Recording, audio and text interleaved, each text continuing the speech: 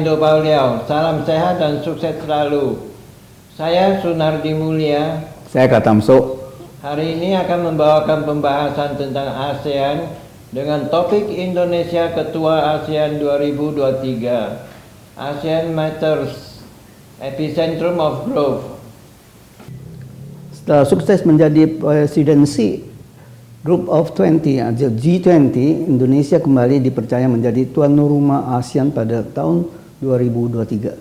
Hal tersebut diputuskan pada upacara penutupan konferensi tingkat tinggi KTT ke-40 di Hotel Sokha, Phnom Penh pada hari Minggu, tanggal 13 November 2022. Keketuaan ASEAN Indonesia merupakan keempat kalinya setelah menjadi ketua pada tahun 1976, 2003, dan 2011.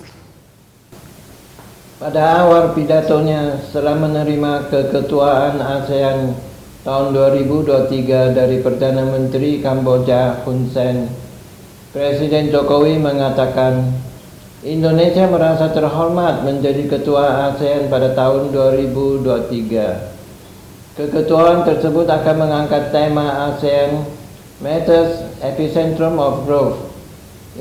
ASEAN harus menjadi kawasan yang stabil dan damai, serta menjadi jangkar stabilitas dunia, dan harus konsisten menegakkan hukum internasional, serta tidak menjadi proksi siapapun.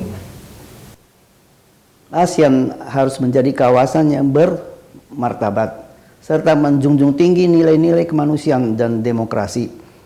Memperkuat kawasan ekonomi yang tumbuh cepat, inklusif, dan berkelanjutan. ASEAN tahun 2023 harus lebih adaptif, responsif, dan berdaya saing. Semua itu harus diperjuangkan dengan cara ASEAN, yaitu konsisten dengan semangat kerjasama, serta menjalankan piagam ASEAN seutuhnya. Indonesia akan terus mengatasi tantangan di ASEAN Way dengan menjunjung tinggi norma-norma kerjasama yang sesuai dengan piagam ASEAN.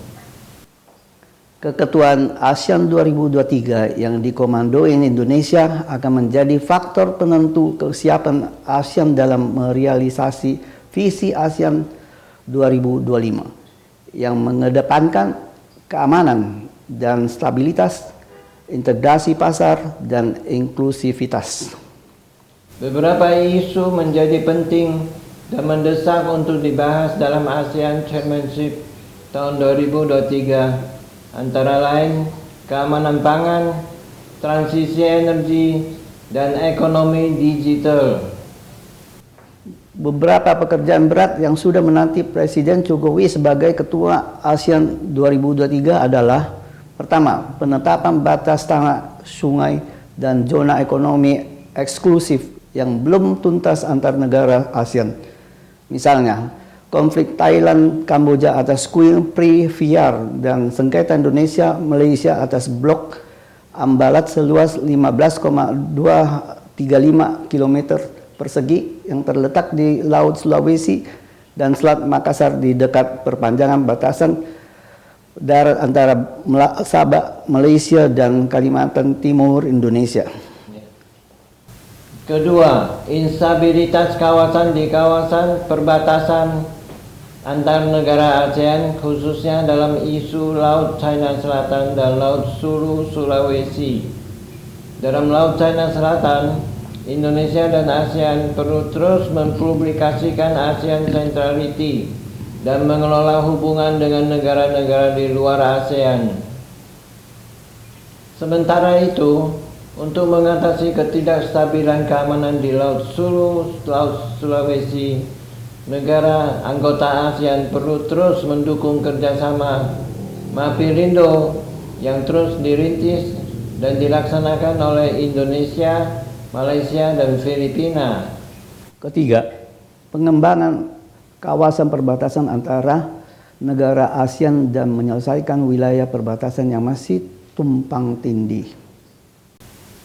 Keempat, persaingan antara Amerika Serikat dan China untuk menanamkan pengaruhnya di kawasan Asia Tenggara. Indonesia harus pandai-pandai mengelola dan mempertahankan sentralitas ASEAN untuk mengelola ketegangan ini. Keketuaan Indonesia harus fokus pada konektivitas regional yang menghindari jatuh ke dalam persaingan dua kekuatan negara adidaya, serta menjadikan ASEAN yang bersatu dan netral dari pengaruh China dan US. Kelima, penyelesaian krisis pasca kudeta oleh pihak militer di Myanmar pada Februari 2021 dan Indonesia harus mempelopori sikap tegas ASEAN terhadap junta militer di Myanmar. Meskipun ASEAN memegang prinsip non-intervensi, tetapi ASEAN harus telah mengambil posisi yang cukup kuat dalam krisis politik di Myanmar, terutama yang berkaitan dengan konsensus 5 poin untuk Myanmar, yaitu: Ke-1, seruan kepada Myanmar untuk penghentian kekerasan. Kedua, dialog dengan semua pemangku kepentingan di Myanmar. Ketiga, menunjuk utusan khusus untuk memfasilitasi mediasi dan dialog. 4, pemerintah Myanmar diminta untuk mengizinkan ASEAN memberikan bantuan kemanusiaan kepada warga Myanmar. Kelima, membuka akses bagi utusan khusus ASEAN untuk mengunjungi dan bertemu dengan para pemangku kepentingan di Myanmar. Berbekal pengalaman di kepemimpinan G20 sepanjang tahun 2022, Indonesia siap untuk kepemimpinan ASEAN yang kuat pada tahun 2023. Indonesia memainkan peran yang luar biasa selama menjadi tuan rumah G20 dan manuver kebijakan luar negerinya yang hati-hati menyelamatkan G20 dari perpecahan geopolitik atas perang Rusia dan Ukraina. Di bawah kepemimpinan Indonesia, ASEAN diharapkan mengalami pembaharuan rasa multilateralisme dalam menghadapi tantangan ekonomi global. Keketuaan Indonesia di ASEAN pada tahun 2023 harus dapat memberikan hasil kerja yang bermanfaat tidak hanya bagi antara anggota ASEAN, tetapi juga bagi kepentingan nasional Indonesia pada khususnya dan kepentingan global pada umumnya. Sampai di sini dulu pembahasan untuk hari ini. Saya Sunardi Mulia. Saya Katamso. Mohon share ke teman-teman dan subscribe. Sampai jumpa dan terima kasih.